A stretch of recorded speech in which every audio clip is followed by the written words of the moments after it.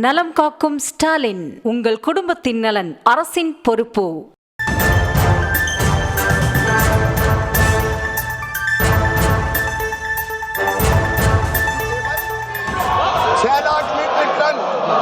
हमने किया 1,70,000 metric ton माननीय अध्यक्ष महोदय,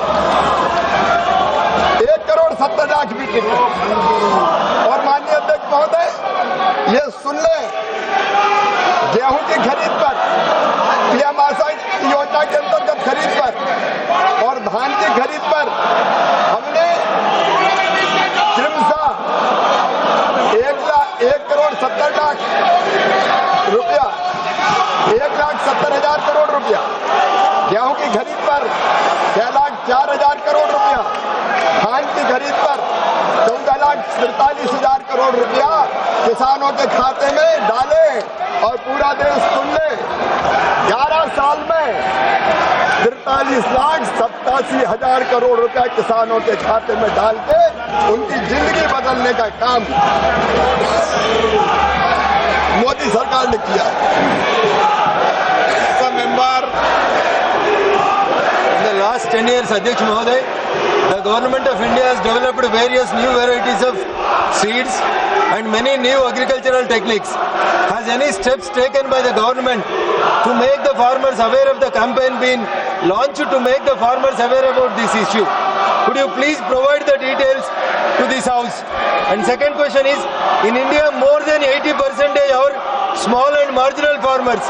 Could you provide full details of which government schemes are benefiting small and marginal farmers and whether these efforts are increasing the income of farmers? Lastly, Adhyaksh, could you provide the details? மக்களவை நிகழ்வுகளை தற்பொழுது நேரலையில் பார்த்து வருகிறோம். சிறப்பு தீவிர வாக்காளர் பட்டியல் திருத்தம் தொடர்பாக விவாதிப்பதற்காக எதிர்க்கட்சிகள் கோரிக்கை வைத்து அங்கு அவையின் மைய பகுதிக்கு வந்து சபாநாயகரை எதிர்த்து அவர்கள் அமளியில் ஈடுபடக்கூடிய அந்த காட்சிகளை பார்த்து கொண்டிருக்கிறோம். விரிவான விவரங்களோடு இணைகிறார் நம்முடைய செய்தியாளர் மதியழகன். மதி, தொடர்ந்து எதிர்க்கட்சிகள் தரப்புல இருந்து இந்த SIR தொடர்பாக விவாதிக்கணும் அப்படின்ற கோரிக்கை முன்வைக்கிறாங்க. இன்னைக்கு அவை துவங்கிய உடனே அவர்கள் கோரிக்கையை எழுப்ப துவங்கி இருக்காங்க. இதற்கான வாய்ப்பு அங்க இருக்கிறதா? நாடாளுமன்றத்தில் என்ன நடக்குது? விரிவான விவரங்களை வழங்கலாம். நாடாளுமன்ற மழைக்கால கூட்டத்தொடர் தொடங்கி நடைபெற்று வரக்கூடிய நிலையில் இன்றைய அலுவல் காலை தொடங்கியவுடன் முன்னாள் எம்பியும் ஜார்க்கண்டினுடைய முன்னாள் முதலமைச்சருமான சிபு சோரன் நேற்று காலமானதை அடுத்து அவருக்கு மக்களவையில் இரங்கல் தெரிவிக்கப்பட்டது. 2 நிமிடம் மௌன அஞ்சலியும் செலுத்தப்பட்டது. இதனைத் தொடர்ந்து அவை நடவடிக்கைகள் தொடங்கின.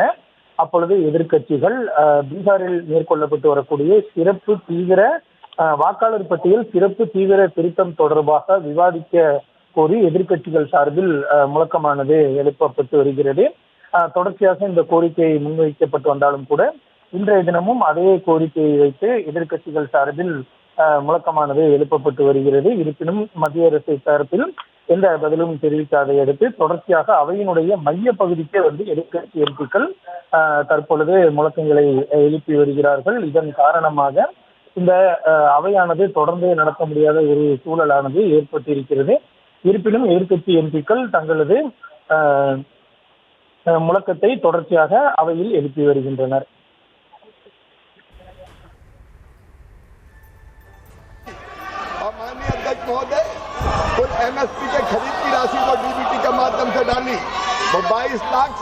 அவை நடவடிக்கை குறித்தான உங்களுடைய தற்போதைய விவரங்களுக்கு நன்றி மதியழகன். நலம் காக்கும் ஸ்டாலின், உங்கள் குடும்பத்தின் நலன் அரசின் பொறுப்பு.